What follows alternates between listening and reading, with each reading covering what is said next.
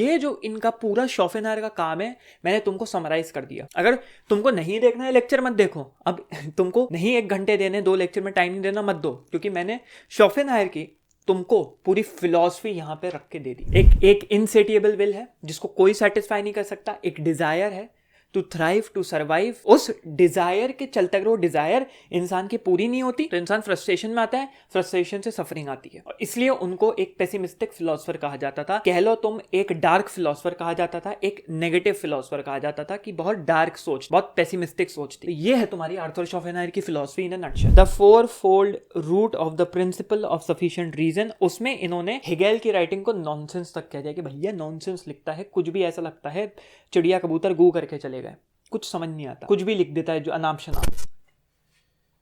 तो welcome back to the channel, स्वागत है जो भी हैं, नए हैं और जो पुराने हैं वापस से आ रहे हैं, हमारे साथ जुड़ रहे हैं लेक्चर 2 आर्थर शोपेनहायर के। तो हमने पहले लेक्चर में उनकी लाइफ देखी, उनकी स्टोरी देखी कि क्या उन्होंने कैसे क्या किया, किस तरीके से उनकी लाइफ थी, उसका फ्लो था। लेक्चर 1 जिसने नहीं देखा है वो जाके देख सकता है। एक बार लेक्चर 1 देख लेना, तभी लेक्चर 2 पे आना। और लेक्चर 2 भी देखो लंबा होने वाला है और लंबा होगा, मोस्ट प्रोबेबली लंबा होगा। तो उसको हम 2 पार्ट्स में डिवाइड कर देंगे क्योंकि 1 घंटे का लेक्चर बन जाएगा वरना, ठीक है। और हम यहाँ पे ज़रा इंक भर लें थोड़ी सी। तो 2 पार्ट्स में लेक्चर 2 डिवाइडेड होगा क्योंकि काफ़ी इन डेप्थ है, काफ़ी इन डेप्थ है। इस लेक्चर को मजाक में मत लेना, इस लेक्चर को सीरियसली लेना। और नीचे जो भी तुमको डाउट्स है, क्वेरीज हैं, वो पूछते जाओ, ठीक है, नीचे लिखते जाओ। मेरे को पहले उसमें कोई डाउट क्वेरी आए नहीं। शोपेनहायर से रिलेटेड जो भी तुम लोगों को डाउट है वो पूछते जाओ। 3rd लेक्चर में हम लोग सारे डाउट्स कवर करेंगे, सारे डाउट्स क्लियर करेंगे। तो आज हम लोग मिस्टर शोपेनहायर की फिलॉसफी देखेंगे पूरी, कि क्या भैया क्या कहने की कोशिश, वैसे तो प्रोफेसर शोपेनहायर कहे तो ज़्यादा अच्छा है, क्या कहने की कोशिश कर रहे थे, क्या बता रहे थे, क्या कह रहे थे, उनकी फिलॉसफी क्या है। तो इसमें हम लोग कवर करेंगे शोपेनहायर की मेटाफिजिक्स, शोपेनहायर की एपिस्टेमोलॉजी, एथिक्स और एस्थेटिक्स, सब कुछ कवर करेंगे। और उनका पेसिमिज्म देखेंगे, पेसिमिज्म क्या था, किस तरीके की पेसिमिज्म, मतलब एक समझ लो तुम नेगेटिव सोच, जिसको लेमैन टर्म में तुम कह सकते हो अजीब सा, मतलब नेगेटिव सोच, बहुत डार्क सोच, बहुत ग्लूमलीनेस से भरी हुई सोच।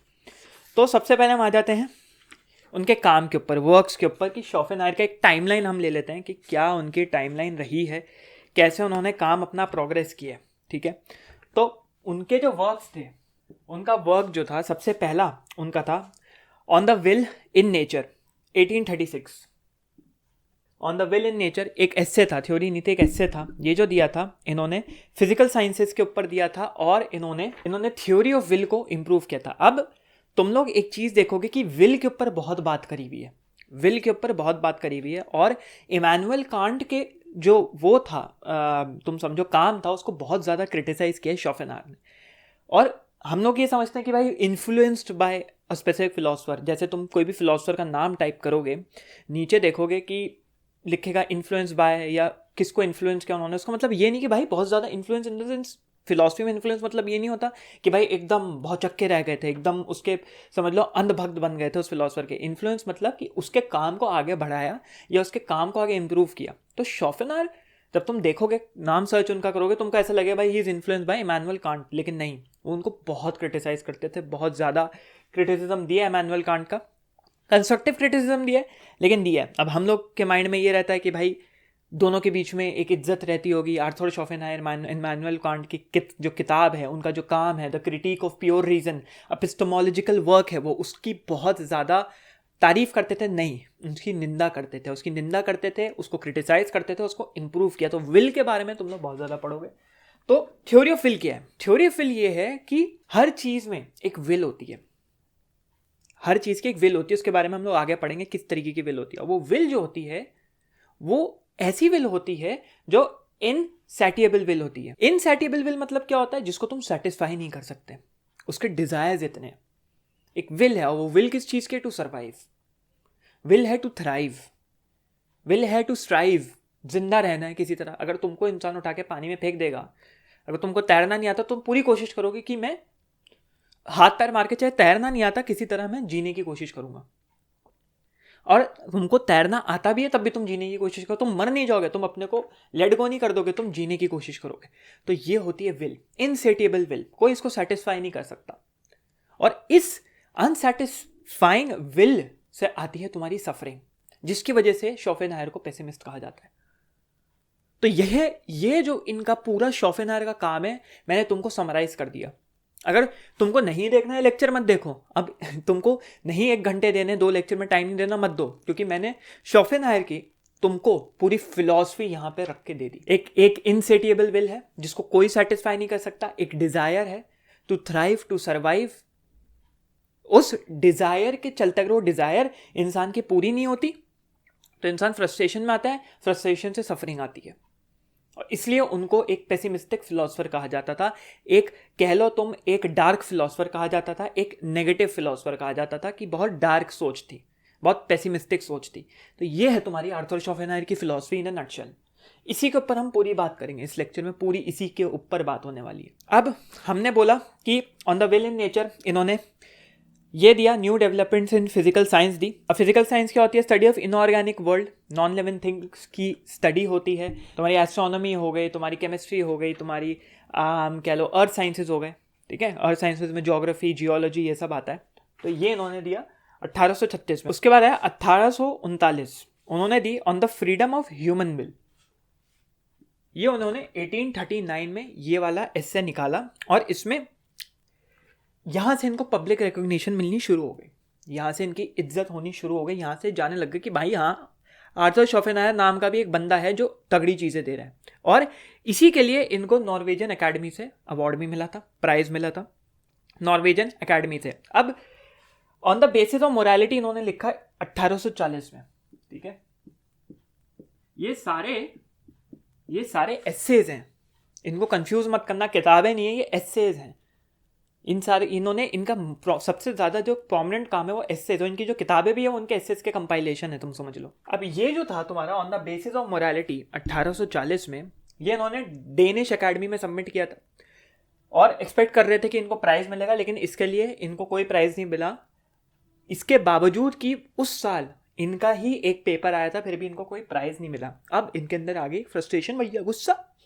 डेनिश एकेडमी के लिए इनको गुस्सा आ गया कि भाई मैंने अकेला इंसान जिसने एक ऐसे सबमिट किया है तुम्हें, और तुमने मुझे भी प्राइज नहीं दिया, इतना तगड़ा ऐसे। तो इन्होंने अपनी फ्रस्ट्रेशन निकाली, थोड़ी सी फ्रस्ट्रेशन निकाली इन्होंने the fundamental problems of morality में। 1841 में इन्होंने दी the fundamental problems of morality. 2 इन्होंने पेपर्स उसके अंदर बनाए, और डेनिश एकेडमी को काफ़ी ज़्यादा इसमें क्रिटिसाइज किया, वही अपनी फ्रस्ट्रेशन निकालते हुए। अब इन्होंने सेकंड एडिशन निकाला, जो इनका मेजर वर्क था उसका इन्होंने सेकंड एडिशन निकाला। जो इनका मेजर वर्क था उसका इन्होंने सेकंड एडिशन निकाला। वो निकाला 1843 में, जहां से इनको सबसे ज़्यादा फेम मिला। क्यों? क्योंकि अब कुछ तुम समझ लो शायद कल्चरल क्रिटिक्स या न्यूज़पेपर राइटर्स या जो होते थे उस वक्त के जो राइटर्स होते थे, उन्होंने इनको रिकॉग्नाइज किया। इंग्लिश एक राइटर था, उन्होंने रिकॉग्नाइज किया, तो इनको रातों रात फेम मिली। उसके बाद 1851 में इन्होंने एक चीज़ निकाली, बड़ा कॉम्प्लिकेटेड सा नाम है, परेरगा एंड पारालिपोमेना, ठीक है। इन्होंने निकाला पारालिपोमेना।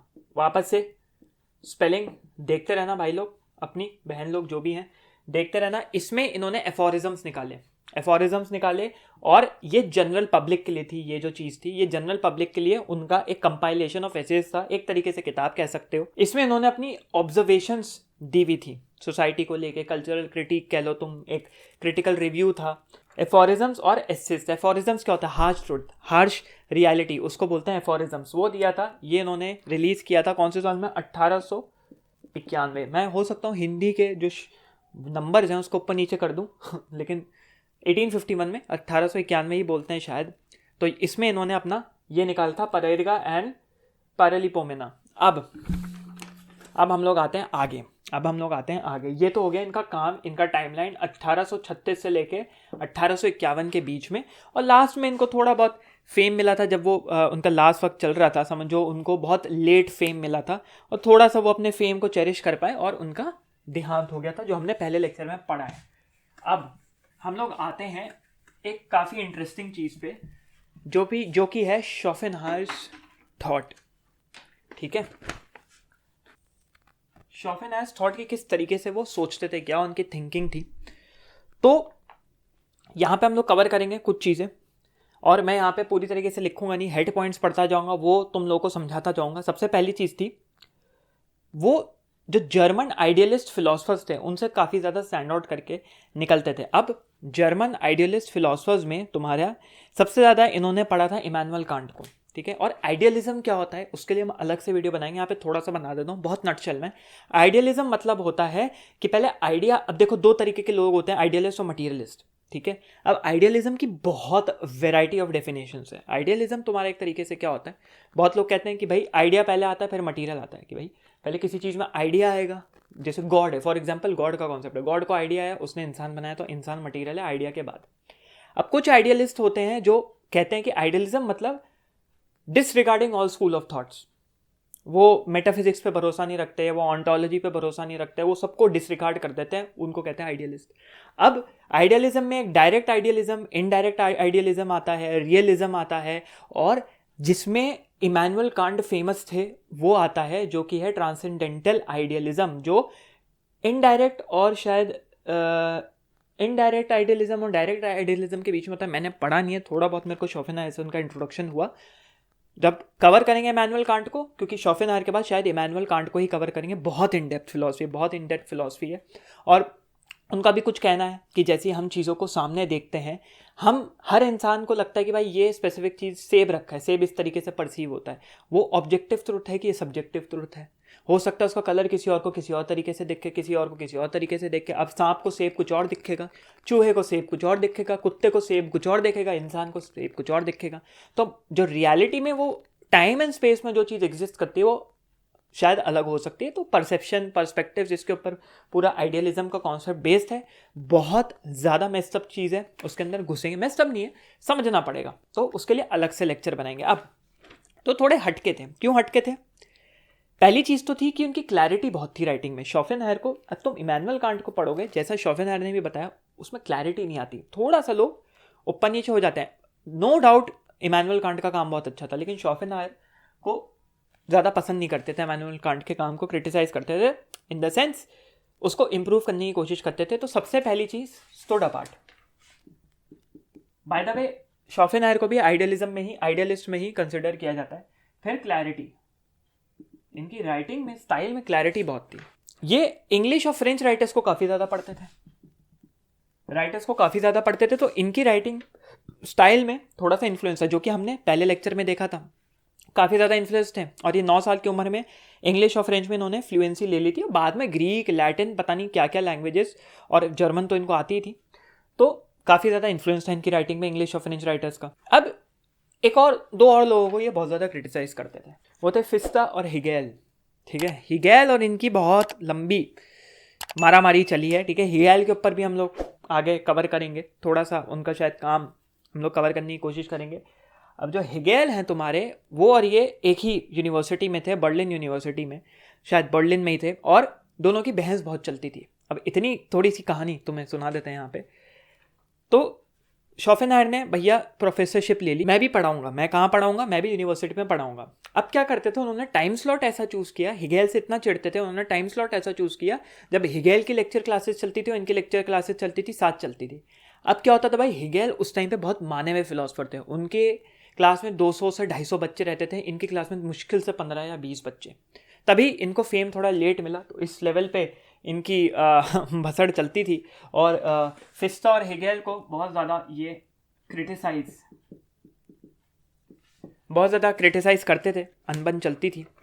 और बाद में कोलेरा फैल गया था उस वक्त जर्मनी में, तो ये भाग गए थे, मतलब ये आर्थर शॉफेनहायर वहाँ से निकल गए थे, और हिगेल को कोलेरा हो गया था, उससे उनकी डेथ हो गई, उससे उनका देहांत हो गया, और आर्थर शॉफेनहायर तो बच गए थे। अब इनका एक काम था आर्थर शॉफेनहायर का, और ये अपने काम में कहीं ना कहीं पैसिव एग्रेसिवनेस निकालते थे, अपने काम में गुस्सा निकालते थे। एक इनका काम था the 4-fold root of the principle of sufficient reason. यहाँ नहीं लिखूंगा, लंबा हो जाएगा, वापस से सुन लो, the 4-fold root of the principle of sufficient reason. उसमें इन्होंने हिगेल की राइटिंग को नॉनसेंस तक कह दिया कि भैया नॉनसेंस लिखता है, कुछ भी ऐसा लगता है चिड़िया कबूतर गू करके चले गए, कुछ समझ नहीं आता, कुछ भी लिख देता है जो अनाप शनाप। तो बहुत ज़्यादा क्रिटिसिज्म करते थे। और जो इनका मोस्ट फेमस वर्क था, one of the most famous work, which is the world as will, ये द वर्ल्ड एज विल के फर्स्ट एडिशन तक इनकी राइटिंग स्टाइल सेम रहती थी। बहुत फिलोसफर्स का तुम एक चीज़ नोटिस करोगे, जब पढ़ोगे तो राइटिंग स्टाइल बहुत चेंज होती है ड्रामेटिकली और ड्रास्टिकली।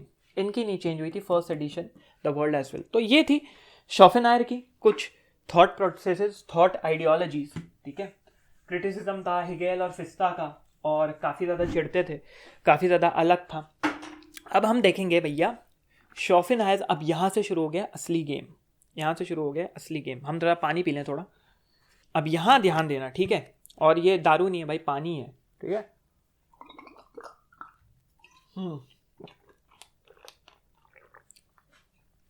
अपना ही भाई मज़ा है, अपना ही मज़ा है भाई। ऐसी कांच की बोतल रखो, इंटरेस्टिंग लाइफ होनी चाहिए कि नहीं। थोड़ा एक ही चीज़ है भाई, बोतल ही है जिससे हम थोड़ा सा रोमांच उठा सकते हैं, तो बोतल से ही रोमांच उठाएं। अब हम देखेंगे इसको SCHOP ही लिखेंगे, पूरा नहीं लिखेंगे। मेटाफिजिक्स इन एपिस्टेमोलॉजी। अब जिसने भी, तभी मैंने कहा था वो प्लेलिस्ट पूरी देखना, तब यहाँ आ रहा। अब आ गए तुम्हारी मेटाफिजिक्स एपिस्टेमोलॉजी। जिसको नहीं पता, मैं यहाँ पे एक्सप्लेन नहीं करने वाला वो क्या होता है। जाओ वीडियो पॉज करो, जाओ वो लेक्चर सीरीज देखो, क्योंकि अभी आगे भी और चीज़ें एथिक्स भी आने वाली हैं जो नहीं समझ में आएगा। जाके देखो मेटाफिजिक्स और एपिस्टेमोलॉजी का लेक्चर, छोटा है, बहुत इंटरेस्टिंग है। मैं इंटरेस्टिंग तरीके से पढ़ाने की कोशिश करता हूँ। फिर यहाँ पे आना, तभी समझ में आएगा कि क्या होता है मेटाफिजिक्स और एपिस्टेमोलॉजी। अब यहाँ पे आता है इमैनुअल कांट का असली काम, जो कि था ट्रांसेंडेंटल आइडियलिज्म, ठीक है। अब ट्रांसेंडेंटल आइडियलिज्म क्या है, कैसा है, मैंने तुमको थोड़ा सा बेसिक्स बता दिए। उसके बारे में हम और आगे कवर करेंगे किसी वीडियो में। बट उसमें एक्सपीरियंस ऑफ विल के बारे में बात हुई हुई। विल, जो हम कहते हैं ना, विल पावर। अब तुम ये समझो, विल पावर वही चीज़ नहीं है जो हम लोग जो जोश में बोला, अरे उसकी तो विल पावर बहुत है, अरे उसकी तो विल पावर बहुत है। फिलॉसफी में अकॉर्डिंग टू आर्थर शोपेनहायर और शायद इमैनुअल कांट, जितनी ज़्यादा विल उतना ज़्यादा नुकसान, जितनी ज़्यादा विल उतना ज़्यादा इनसैटिएबल, अनसेटिस्फाइड डिज़ायर, और जितना ज़्यादा डिज़ायर उतनी ज़्यादा फ्रस्ट्रेशन कि तुम उसको अचीव नहीं कर पा रहे, और जितनी ज़्यादा फ्रस्ट्रेशन उतना ज़्यादा सफरिंग, उतनी ज़्यादा अनहैप्पीनेस, उतनी ज़्यादा ग्लूमलीनेस, उतना ज़्यादा दुख, उतना ज़्यादा हाहाकार। तो यहाँ हम लोग कहते हैं विल पावर बहुत है भाई उस बंदे की, नहीं। इनकी फिलॉसफी में विल पावर का मतलब ही कुछ और है, मतलब गोबर में पूरी तरीके से। अब इमैनुअल कांट का जो था सिस्टम ऑफ ट्रांसेंडेंटल आइडियलिज्म, जो क्रिटिक ऑफ प्योर रीजन किताब है, बहुत लोग आते हैं मेरे पास कि भैया हम फिलॉसफी स्टार्ट करने वाले। अभी तो कुछ लोग मेरे को गुरुजी भी कहने लग गए हैं, तो शुक्रिया वो इज्जत देने के लिए। वैसे तो मैं हूँ नहीं उस लायक, लेकिन हमको किताब फिलॉसफी स्टार्ट करनी है, किताब बताओ। मैं क्रिटिक ऑफ प्योर रीजन पढ़ रहा हूँ इमैनुअल कांट का। काहे पढ़ रहे हो भाई, क्यों पढ़ रहे हो, क्यों पढ़ रहे हो क्रिटिक ऑफ प्योर रीजन? कुछ नहीं समझ में आने वाला। एपिस्टेमोलॉजी का ई नहीं पता, मेटाफिजिक्स का एम नहीं पता, इमैनुअल कांट का आई नहीं पता, आइडियलिज्म का मतलब नहीं पता, और पहुंच गए। मैं क्यों नहीं पढ़ता किताब? क्योंकि मेरे को खुद नहीं पता। अगर मेरे को पता होता तो मैं क्रिटिक ऑफ प्योर रीजन पढ़ के यहाँ पे तगड़ा लेक्चर दे रहा होता। लेकिन जो मैं अपनी जर्नी कर रहा हूँ फिलॉसफी में, वो तुम लोगों से शेयर कर रहा हूँ। तभी मैं कहता हूँ मेरे ऊपर मत डिपेंडेंट रहो। मैं अपनी जर्नी, मेरे को जो मैं पढ़ रहा हूँ, मेरे को जो अच्छा लग रहा है, वो मैं यहाँ पे शेयर कर रहा हूँ। मेरे ऊपर डिपेंडेंट मत रहो, मजे में पढ़ा रहा हूँ, जिससे फिलॉसफी एक इंटरेस्टिंग सब्जेक्ट बन पाए, बोरिंग ना रहे, इंटरेस्टिंग रहे। इसलिए तुम्हारे समक्ष ये रखता हूँ। अब क्रिटिक ऑफ प्योर रीजन में पूरा ट्रांसेंडेंटल आइडियलिज्म के ऊपर कॉन्सेप्ट है, और ज़्यादा नहीं डेप्थ में घुसेंगे। कॉन्सेप्ट उसका बेसिक यही है कि एक कॉन्शियसनेस है, वो कॉन्शियसनेस किसी चीज़ को एक्सपीरियंस करती है, और वो एक्सपीरियंस का परसेप्शन थोड़ा अलग हो सकता है। ये डेफिनेशन मेरे हिसाब से है, क्योंकि फिलॉसफी की डेफिनेशन बहुत वास्ट है, वैरिड है। ये थोड़ा सा ट्रांसेंडेंटल आइडियलिज्म है, उसको अच्छे से आगे कवर करेंगे। अब इस पे शोपेनहायर ने क्या दिया? इस पे शोपेनहायर ने क्या दिया? एक्सपीरियंस। ये था एक्सपीरियंस पे बात चल रही थी। एक्सपीरियंस पे इमैनुअल कांट कहीं ना कहीं बाउंडेशंस ऑफ एक्सपीरियंस पे बात कर रहे थे। इसकी बाउंडेशंस पे बात कर रहे थे, कहाँ इनकी बाउंड्री आ जाती है, कहाँ ये रुक जाते हैं। और शोपेनहायर कंडीशंस ऑफ एक्सपीरियंस के बारे में बात कर रहे थे। क्या क्या कंडीशंस हो सकती है जिससे हम एक्सपीरियंस करते हैं, कोई चीज़ एक्सपीरियंस में आती है। तो ये डिफरेंस है। इमैनुअल कांट बाउंडेशंस बताते थे, शोपेनहायर उसकी कंडीशंस दे रहे थे एक्सपीरियंस की। अब इन्होंने एक प्रिंसिपल दिया, शोपेनहायर ने एक प्रिंसिपल दिया, ठीक है। क्या प्रिंसिपल दिया? The principle of sufficient reason. Principle sufficient reason, ये एक प्रिंसिपल था, ठीक है, कोई ऐसे नहीं था, कोई किताब नहीं थी, एक थ्योरी थी जिसमें बेसिकली ये था कि हर चीज़ का एक कॉजेशन होता है, एक रीजनिंग होती है, एक कॉजेशन होता है, जिसमें इन्होंने उसको इम्प्रूव किया था। और ये चीज़ हम लोग पहले भी लेक्चर्स में बात कर चुके हैं।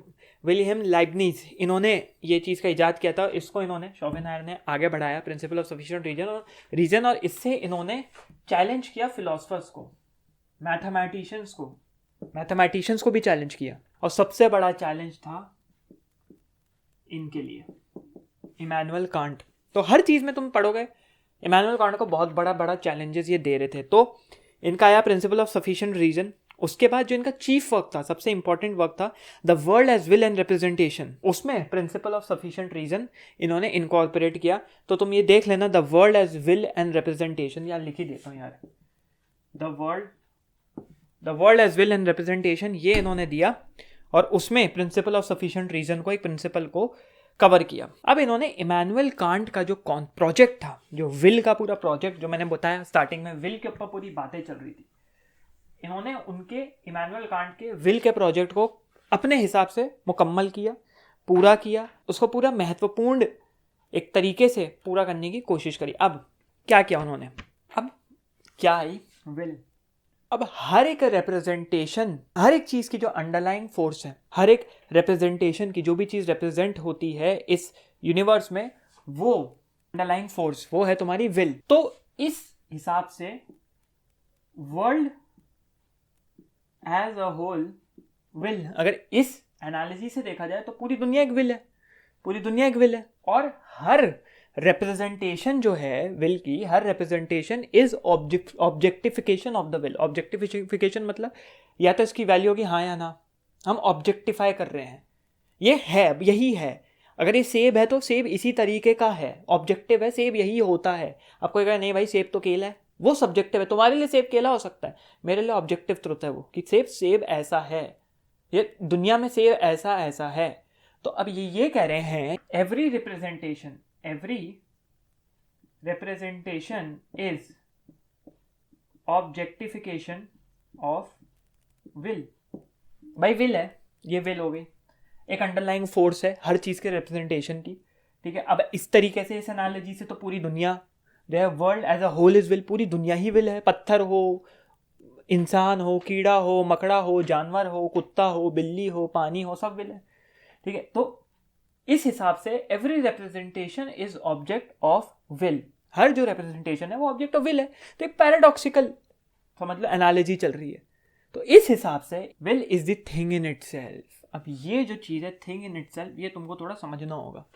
थिंग इन इटसेल्फ क्या होता है? शोपेनहायर के लिए थिंग इन इटसेल्फ मतलब ऑब्जेक्ट, यहाँ आ जाता हूँ मैं, object independent of a representation, उसको शोपेनहायर ने थिंग इन इटसेल्फ कहा। तो ये एनालॉजी तुम समझ लेना। विल आई, विल एक अंडरलाइंग फोर्स है हर रिप्रेजेंटेशन की। तो एक तरीके से दुनिया तो एक रिप्रेजेंटेशन है ना भाई, एक रिप्रेजेंटेशन है कि रिप्रेजेंट दुनिया किसी चीज को करती है, हम दुनिया को किसी तरीके से रिप्रेजेंट करते हैं। तो world as a whole is a will, पूरी दुनिया एक विल हो गई। अब जो हर एक रिप्रेजेंटेशन हम कर रहे हैं वो ऑब्जेक्ट ऑफ विल है। तो इसको शोपेनहायर ने एक तरीके से तुम समझ लो, इसको एक विल को एक एंटिटी की तरह एक्सप्लेन कर दिया। एक एंटिटी है ये, और वो एंटिटी थिंग इन इटसेल्फ है, जो होती है ऑब्जेक्ट इंडिपेंडेंट ऑफ रिप्रेजेंटेशन। ये समझने में थोड़ी मुश्किल होगी, पीछे जाना, वापस सुनना, ये कॉम्प्लिकेटेड है थोड़ा, ठीक है। तभी शोपेनहायर लोग रिक्वेस्ट कर रहे थे, मैं इसलिए नहीं छेड़ना चाह रहा था क्योंकि ये चीज़ थोड़ी कॉम्प्लिकेटेड है, ये हार्डकोर फिलॉसफी आ जाए तुम्हारी, बहुत ज़्यादा हार्डकोर फिलॉसफी है। अब आगे बढ़ते हुए, क्योंकि मैं भी अगर इसको ज़्यादा पढ़ूंगा ना, मैं भी बार बार रिपीट करूंगा ना, कुछ और समझ में आने लग जाएगा। ज़्यादा पढ़ोगे तो, क्योंकि मेरे साथ ये प्रॉब्लम है, मैं किसी भी फिलोसफर की फिलॉसफी पढ़ता हूँ या कुछ भी पढ़ता हूँ इन जनरल, तो मैं उसको इम्प्रूव करने में लग जाता हूँ, मेरा माइंड कैलकुलेट करने लग जाता है आगे ये कैसे इंप्रूव हो सकती है। भले ही ये लग रहा हो इंप्रूव नहीं हो सकती है, ये तो बहुत ही घुमावदार है, लेकिन मेरा दिमाग उसको कैलकुलेट करने में चला जाता है, इसलिए मैं घुसना नहीं चाहता हूँ, इसलिए इसको ज़्यादा रिपीट नहीं करूँगा। वरना मैं जब आर्टिकुलेट करने निकलूँगा कुछ और ही बोल जाऊँगा, फिर तुम लोग बोलोगे 2 मिनट पहले कुछ और बोल रहे थे, तीसरे मिनट तुम कुछ और बोल रहे हो। तीसरे मिनट जो मैं बोलूँगा वो मेरा खुद का रहेगा, जो मैं उसको कैलकुलेट करके बताने की कोशिश कर रहा हूँ। अब इन्होंने और क्या दिया, इन्होंने मेटाफिजिकल सिस्टम जो है, मेटाफिजिक्स की पढ़ाई जो है, मेटाफिजिकल पूरा सिस्टम जो एक सिस्टम फिलोसफिकल सिस्टम है, उसमें कंट्रीब्यूशन दिया। कॉन्शियसनेस और विल के बीच में एक, तुम समझ लो, एक कड़ी थी। इन्होंने कॉन्शियसनेस और विल का एक रिप्रेजेंटेशन देने की कोशिश करी, कॉन्शियसनेस एंड विल। इनका एक और काम, इसको मिटा देते हैं। और अगर मैं गलती कर दूं कहीं पे भी तो मेरे को करेक्ट ज़रूर कर देना तमीज़ से कमेंट सेक्शन में, लेकिन करेक्ट ज़रूर कर देना, तमीज़ से करना, ठीक है। कहीं भी गलती हो, कॉन्शियसनेस और विल के बीच में इन्होंने जोड़ने की कोशिश करी और यहाँ से इन्होंने मेटाफिजिक्स को कंट्रीब्यूशन दिया और एपिस्टेमोलॉजी को भी इन्होंने यहाँ से कंट्रीब्यूशन दिया, ठीक है। अब हम लोग आते हैं शॉपेनहायर की एस्थेटिक्स पे। एस्थेटिक्स का लेक्चर अगेन इसलिए मैंने बार बार कह रहा हूँ वो जाके तुम पढ़ना, तभी तुम, क्योंकि हम आगे और भी फिलोसफर्स को कवर करेंगे, हेगेल कवर करेंगे, नीचे कवर करेंगे, सब अपने तरीके से एस्थेटिक्स, मेटाफिजिक्स और एथिक्स को आर्टिकुलेट करते हैं। अब आता है शॉपेनहायर का aesthetics, beauty and absolute truth, या ब्यूटी और ट्रुथ, क्वेस्ट फॉर ट्रुथ, एक तरीके से वो हो गया तुम्हारा एस्थेटिक्स, ब्यूटी ऑफ एनीथिंग।